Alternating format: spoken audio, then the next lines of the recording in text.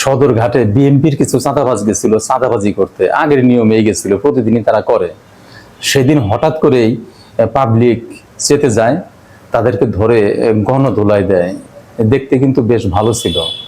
Public এরকমটা করে নাই যে ধরে হাত পা ভেঙে দাও মেরে ফেলো, তা করে নাই। ওরা পাথর দিয়ে যে মারা এরকমটা করে নাই, কিন্তু গণধোলাই দিচ্ছে।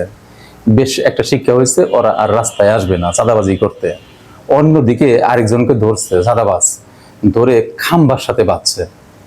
খাম্বার সাথে বেঁধে তাকে জিজ্ঞাসা করছে সে কেন এগুলা করে। সে বলছে সে ডেইলি লেবার, কামলা, 600 টাকার বিনিময়ে সারাদিন চাঁদা তুলে, আর দেয় কাকে সেটাও বলছে। বিএনপির স্থানীয় যে নেতারা আছে তাদেরকে এই টাকাগুলো বুঝায় দেয়, সে শুধু 600 টাকাই পায়। রাস্তায় যাদেরকে দেখেন যে চাঁদা তুলে, তারা কিন্তু আসলেও বিএনপি করে না, তারা ওই আওয়ামী লীগের সময় করতে এখনো করতেছে। এরা কামলা, এরা ডেইলি লেবার, 600 টাকার বিনিময়ে তারা কাজ করে।